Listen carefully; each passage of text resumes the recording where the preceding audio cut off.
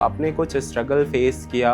मैं 3rd class में fail हुआ पहली बार। मुझे पता नहीं था मैं फ़ेल हो गया हूँ स्कूल के अंदर। मैं 4th क्लास में जाने चालू कर दिया। मैडम को दिखाई देता था टीपू आया है, बट क्लास में मैं नहीं दिखता था। तो एक दिन उन्होंने देखा और पूछा, टीपू तुम आते हो, दिखाई देते हो, फिर कहाँ चले जाते हो? क्लास में तो मिलते नहीं हो। मैं 4th में बैठता हूँ मैडम। वो कहती 4th में तुम तो फ़ेल हो, कैसे 4th में बैठते हो? 6th क्लास में फिर से फ़ेल हो गया। अब मुझे दोबारा नहीं करनी थी 6th क्लास। तो मैंने कहा सर ट्यूशन आपके पास पढ़ते, फेल मत करो हमें। तो कहते चलो पास कर देंगे, मिठाई खिलानी पड़ेगी अग्रवाल की। मैंने कहा सर ऐसा करो, मिठाई अग्रवाल की मिल जाएगी मगर मुझे फर्स्ट कर दो। तो मैं फेल था 6th क्लास में, सर ने मुझे फर्स्ट कर दिया। अंदर से ये था कि भाई कैसे भी करके अपना 10th निकालना एक ही बार में। एग्जाम दिया, चीटिंग वीटिंग थोड़ी बहुत यूज करी वहाँ भी। किस्मत इतनी अच्छी थी कि भाई 60 बच्चों के बैच में 3 बच्चे ही पास हुए, तो एक तो मैं था। आप लोगों के कल्चर में 80% पॉपुलेशन ऐसा है जो एजुकेशन की तरफ फोकस नहीं करता। तो मेरे ताऊ के लड़के हैं, मेरे पापा ने बताया कि वो ऐसे कह रहे थे कि भाई चाचा क्यों पढ़ा लिखा रहे हो, कौन सी नौकरी मिलेगी। हमारे मुस्लिम्स में जो मैंने सुना कि भाई मुसलमान के बच्चों को नौकरी नहीं मिलती, चाहे वो गवर्नमेंट हो या प्राइवेट हो। तो सीए के साथ साथ आप पर्सनल लाइफ में बहुत स्ट्रगल कर रहे थे, कैसे मैनेज कैसे करते थे?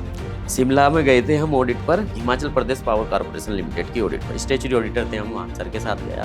अब मेरे से तो कैरी नहीं हो पाएगा, तो मेरे सर मेरा बैग कैरी कर रहे हैं। अब सीए होके, बॉस होके, वो देखो उन्होंने ये भी नहीं कहा कि टिप्पू तू ले जाएगा नहीं ले जाएगा, मुझे उठाने नहीं दी, उन्होंने खुद उठाया और ले गए। वो जो मोटिवेशन मुझे मिलता था उनसे, वो लाइफ का मतलब बहुत अच्छा मोटिवेशन मुझे मिलता था।